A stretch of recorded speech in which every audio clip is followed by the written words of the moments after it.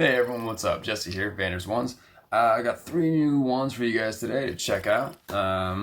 So without further ado, let's just get right into it. See what we got. See what you think here.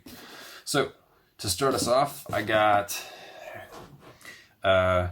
sort of well, not really a mystery wood, I guess, but it is from that stockpile that I got of hardwoods from some generous, awesome stranger, and I believe that it's white oak.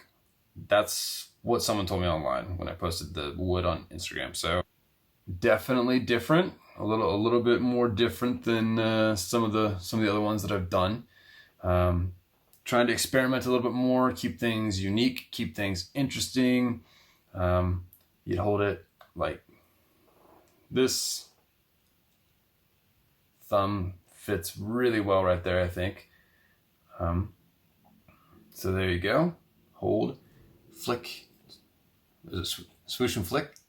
Did I say it backwards? Anyway, so again, this is all one piece. This is it's not duct tape, frog tape.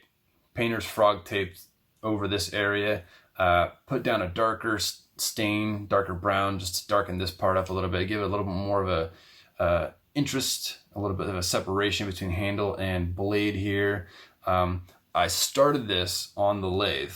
I started spinning this on the lathe to get the really nice straight blade here, to get these first 3 rings right here symmetrical, and then using a Dremel, I carved in the rest. The idea is that I wanted it to go from very kind of organic, not wonky, but organic, wonky-ish shapes here that are uneven and whatnot, working their way into a more refined circular shape for these first 3, and just goes right into the straight blade.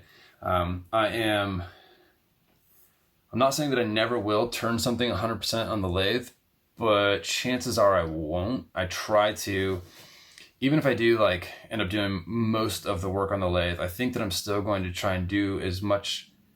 Like, let's say I do 90% on the lathe, I'm still going to want to go ahead and pop it off and do something. I want to put my hands on it in some way, whether it's attaching some sort of piece of hardware to it or something. But to me, while it can look elegant and really cool, sometimes just the 100% lathe made is just super, super symmetrical, and which is neat and nice and pretty, but it kind of lacks some visual interest sometimes, depending. And I think we've all seen tons of just lathe made wands, and I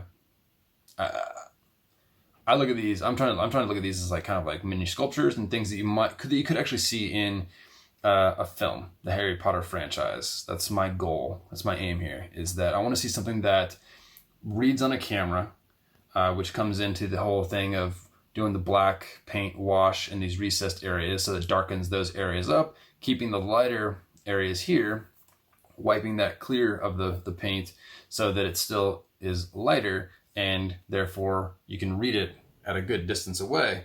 All right, so that is this one, white oak. It is currently up on the shop for sale.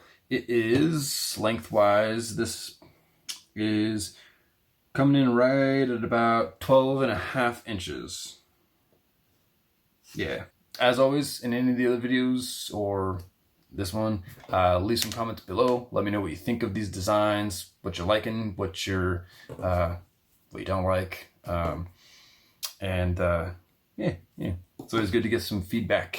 All right, so this one is you'll see that I am choosing to use certain pieces of found wood. And the way that I'm trying to use it is very deliberate, and it isn't deliberate and intentional, or like synonyms. But it's intentional.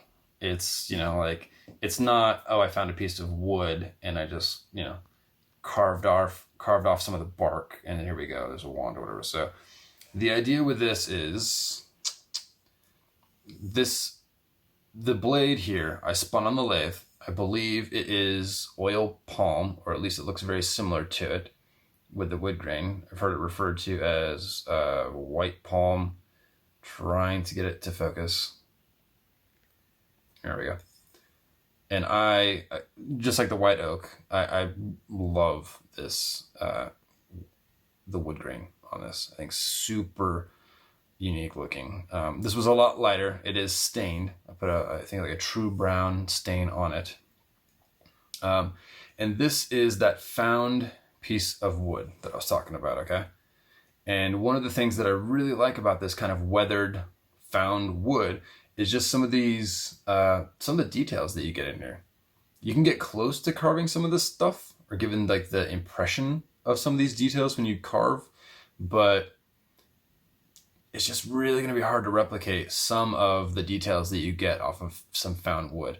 I wanted to give it a little bit of a transitional, some transitional detail here. So this is, you know, obviously hand carved with like I use like a mini chisel to carve in these details that that come down and go right into this part here, which drilled in with you know, a drill press to accommodate the blade fitting in there. Glue the two together. This goes in about an inch or thereabouts to make it nice and sturdy. So there you go. Sort of a more naturalistic type of vibe to it, traditional-esque maybe, kind of a Weasley / Harry Potter vibe I'm getting. You know, where he's got his little like tree trunk looking deal here, and then it goes into his blade. So there you go. The length on this one is right around 12 and a quarter. Like I said, oil palm, white palm blade, maybe, and natural weathered branch handle up on the Etsy shop, as are all these ones. Go check them out. All of them come with if it's your first time viewing, all of them do come with a display box that you can, the standard one is going to be white. It's going to come in the box. Base fits into the lid, so very similar to the ones that are in the background there.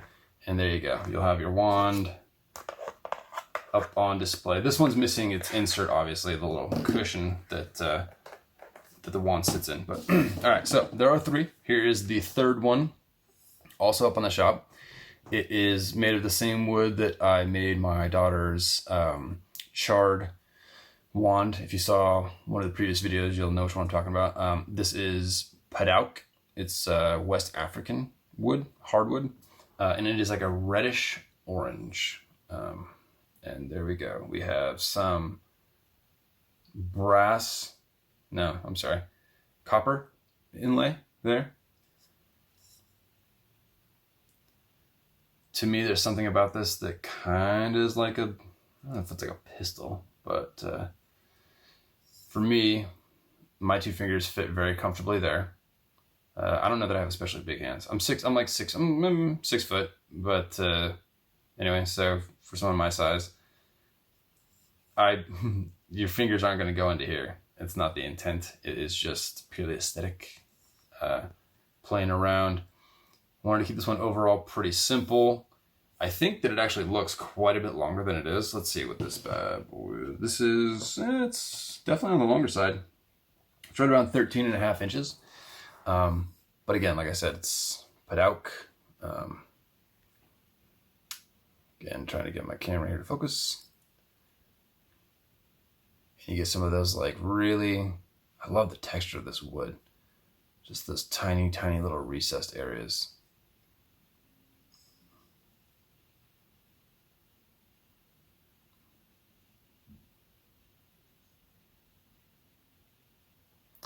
This one has got I think it's a matte finish, but it's a polyurethane matte, not an acrylic spray, which even the polyurethane matte does give it a little bit of a shine to it. It's a subtle shine.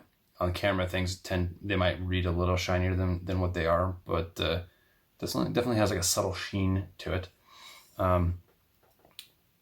again, as I'd mentioned in one of my other videos, how I don't necessarily love 100% lathe things. It does have a little bit of a dip right here coming off the blade. There's this little kind of wonky whoop, whoop, whoop, right there, and then it goes straight out. And I just thought it was kind of a fun little defect, if you will. Not that it is a defect, but I mean in the sense of it's not just like 100% straight out. I mean from about here on it is. So West African Paddock, up on the shop, as are the other two. So go check them out. Let me know what you think in the comment section below. What you think of today's offerings. Do you have a favorite? There we go. Do you have a favorite among the three? What do you like about, if you do like something about any of them and maybe not another aspect of it, like you like something about this but dislike something else, I mean, just, you know, give me some comments below. Let me know what your thoughts are on these. And if it's your first time coming across the video, or if you just haven't done so yet, hit that subscribe button and the little bell so you get future notifications on new designs coming up on the shop. And yeah, y'all have a good one.